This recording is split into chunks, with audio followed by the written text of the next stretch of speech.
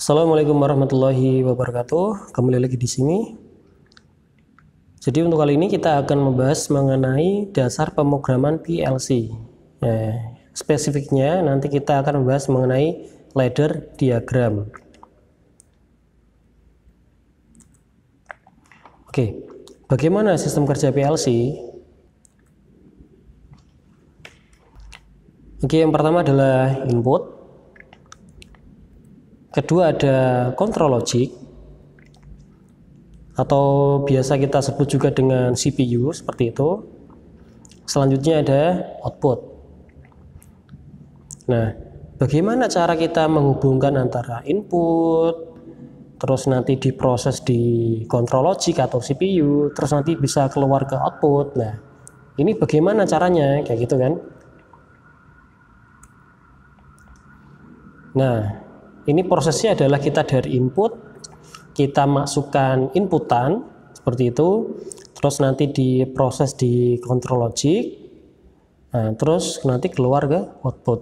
Nah, pada control logic ini kita perlu yang namanya bahasa pemrograman, atau bagaimana cara kita memprogram, dan kita nanti masukkan atau kita transfer ke dalam PLC seperti itu.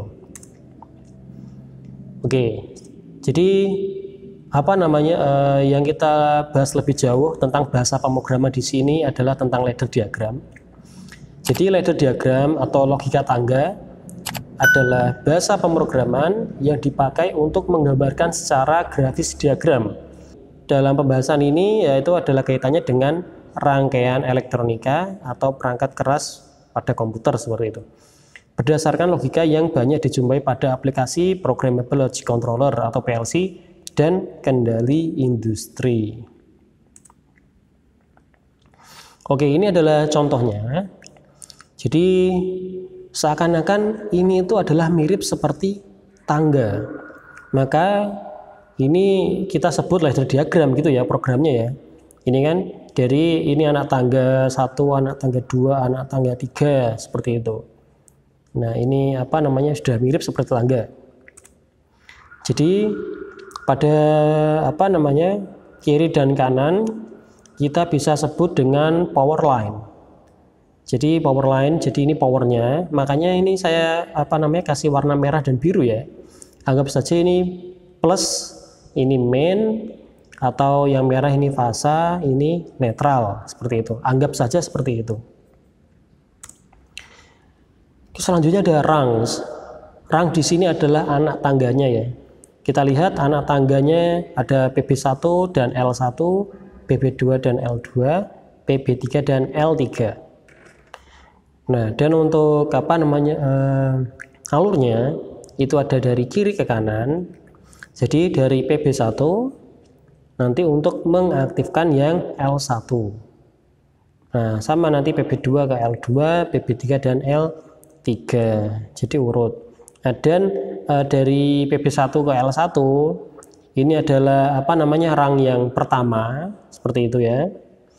Terus rang yang kedua adalah PB2 dan L2, rang yang ketiga ada PB3 dan L3. Jadi kalau bisa nanti kalau buat program itu urut ya, dari atas sampai bawah seperti itu. Jadi nanti ini artinya jadi PB1 plus button 1, PP2 plus button 2, PP3 plus button 3, L1 ada lampu 1, L2 lampu 2, dan L3, mohon maaf ya, ini harusnya L3 ya. L3 adalah lampu 3, seperti itu, ini L3. Oke, jadi PP1 adalah untuk push button 1, PP2 push button 2, PP3 push button 3, L1 lampu 1, L2 lampu 2, dan L3 adalah untuk lampu 3. Seperti itu. Oke, ini adalah merupakan contoh dari program ladder diagram. Nah, untuk fisiknya adalah push buttonnya seperti ini dan lampunya seperti ini atau pilot lamp. Seperti itu.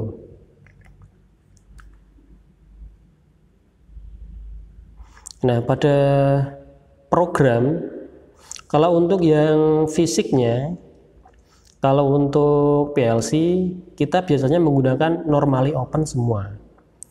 untuk yang di luar PLC-nya ya, tombolnya ya. Tapi dalam programnya, dalam pemrograman PLC seperti ini, kita bisa setting bahwasanya push button itu nanti ada yang normally open dan normally close. Seperti itu. Seperti ini, push button 3 adalah normally close. Padahal pada tombol fisiknya nanti kita bisa sambungkan di normally open. Seperti itu. Nah, untuk push button 1 ini normally open sehingga lampunya mati. Push button 2 normally open juga, jadi lampu 2-nya juga mati. Push button 3 normally close sehingga lampunya menyala. Jadi kita bisa mengira-ngira atau kita bisa menganggap bahwasanya push button di sini kita anggap sebagai saklar atau tombol yang ada di rumah kita gitu ya. Dan lampunya ini adalah lampu yang ada di rumah kita. Kita bisa angan-angan seperti itu, biar lebih mudah. Oke, kita contohkan pada push button 1 dalam keadaan normal, lampunya masih mati. Karena apa? Karena push buttonnya belum kita tekan. Seperti itu. Nah, coba push buttonnya kita tekan. Oke. Jadi keadaan setelah push button 1 ditekan, jadi ketika PB1 ditekan, maka lampunya akan menyala. Nah, di sini lampunya menyala L1 ya. Karena apa? Karena PB1 tadi kita tekan. Seperti itu. Oke, untuk keadaan PB3 ini yang beda ya dari PB1 dan PB2. Karena PB3 itu normally close. Jadi dia sudah terhubung. Nah, kita lihat di sini PB3 belum ditekan tapi sudah nyambung ya. Sehingga lampu 3-nya sudah menyala. Coba kita tekan untuk yang PB3. Dalam keadaan PB3 sudah tekan, maka lampunya akan mati. Nah, ini kita lihat lampunya mati. Ini juga pada contoh programnya lampunya juga akan mati seperti itu. Nah, untuk dasar radar diagram ini kita menggunakan gerbang logika ya. Ada AND, ada OR, dan ada NOT. Nah, untuk AND kita contohkan dengan 2 buah push button dan 1 buah lampu seperti itu. Nah, kita lihat di sini ada 2 buah input yaitu PB1 dan PB2 dan 1 buah output atau lampu.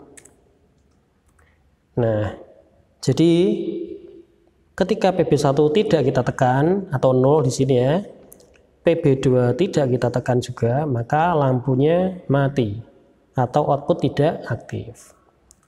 Contohnya seperti ini. Ini belum ditekan dan PB2 juga belum ditekan. Nah, ketika PB1 ditekan, PB2 tidak kita tekan, maka lampu juga akan mati seperti itu atau belum aktif. Kita lihat. Nah, jadi ketika PB1 kita tekan, maka PB2 yang belum ditekan ini akan menghalangi arus yang lewat, sehingga arusnya tidak bisa lewat PB2. Ketika PB1 tidak kita tekan, PB2 kita tekan, maka lampu juga tidak akan menyala seperti itu. Nah, jadi arus juga tidak akan melewati PB2 karena apa? Karena PB1 tidak melewatkan arus. Ya, yang perlu kita ingat adalah arusnya atau alurnya, jalurnya dari kiri ke kanan. Jadi harusnya PB1 aktif dulu, baru PB2 aktif seperti itu ya. Nah, ketika kedua push button kita tekan, maka lampunya akan aktif.